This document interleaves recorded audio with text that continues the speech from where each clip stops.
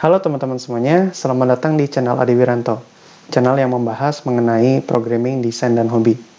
Pada video kali ini, kita akan melanjutkan seri tutorial programming membuat website blog sederhana menggunakan Node.js, MongoDB, dan Bootstrap.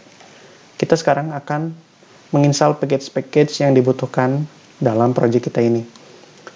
Package yang kita butuhkan adalah Express, ExpressSession, IJS, Mongoose, MD5, dan NodeMon.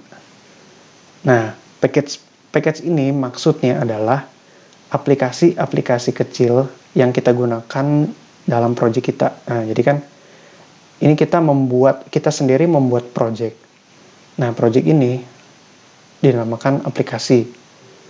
Nah, dalam pembuatan aplikasi kita membutuhkan aplikasi lain untuk mempercepat proses pembuatan aplikasi kita. Nah, jadi seperti itu. Intinya itu memudahkan kita atau mempercepat kita dalam membuat aplikasi atau project. Oke, kita sekarang buka terminalnya, Ctrl backtick. Nah, kita lihat CMD-nya. Kita lanjut dari video sebelumnya.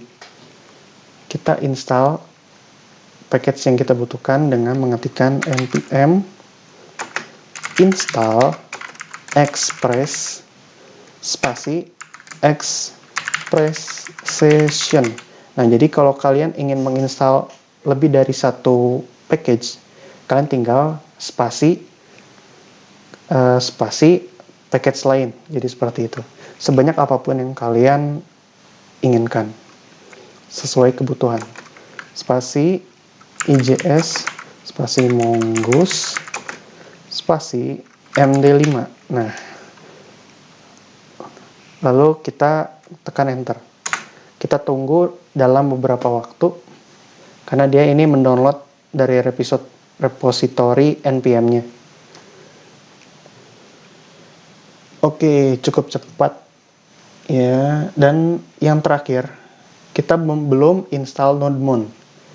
Nah, sekarang kita install NodeMon dengan cara yang sedikit berbeda.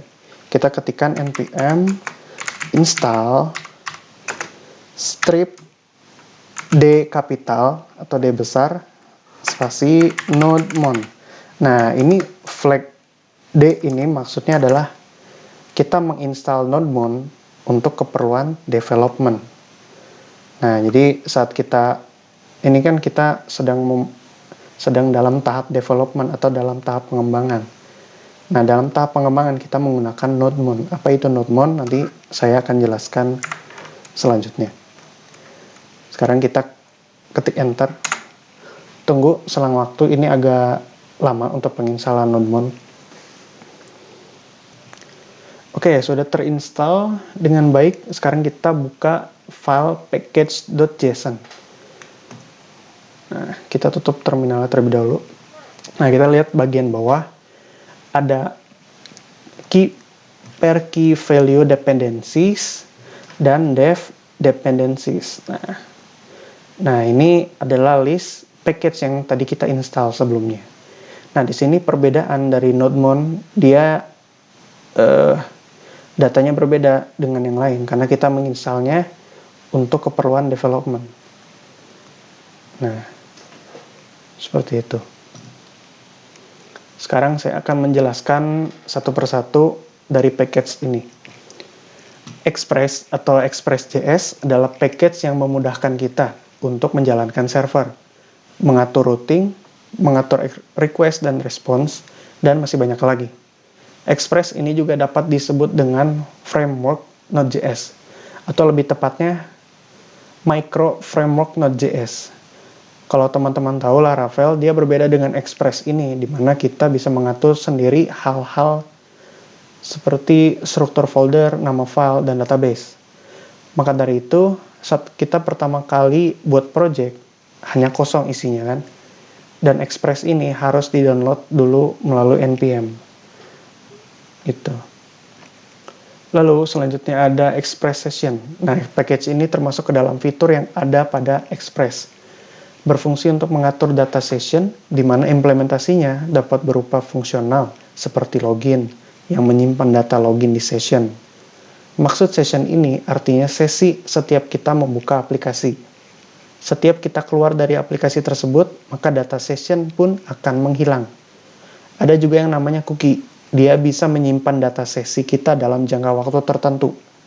Sehingga walaupun aplikasi kita sudah ditutup atau kita keluar dari aplikasinya, maka data sesi kita tidak akan hilang dalam jangka waktu tertentu. Namun untuk cookie ini tidak akan kita gunakan pada proyek kali ini. Lalu paket selanjutnya adalah EJS.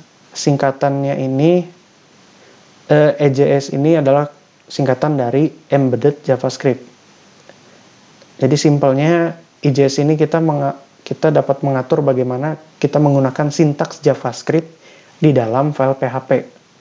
Nah, kalau kita lihat juga pada Laravel, secara default dia ada Blade. Nah, dia mirip banget dengan EJS ini. Tapi cuma beda sintaks sedikit. Lalu ada package yang namanya Mongoose. Package ini menyediakan fungsional database MongoDB ke dalam project Node.js kita. Selanjutnya MD5. Nah, mungkin kalian udah tahu apa ini. Dia ini merupakan metode enkripsi. Nah, jadi kita kalau membuat password tersebut akan dienkripsi menggunakan MD5 ini. Nah, kita gunakan tentunya untuk membuat fungsional login, logout, dan registrasi. Dan yang terakhir adalah NodeMon atau NodeMon. Nah, ini fungsinya untuk mengupdate setiap perubahan pada kode kita. Jadi setiap kita ada perubahan, NodeMon akan secara otomatis mengupdate perubahan kita pada server project kita. Oke, untuk video kali ini cukup sampai sini saja. Untuk selanjutnya kita akan menjalankan server kita. Maka jangan lupa untuk komen, like, dan subscribe. Sampai jumpa di video selanjutnya.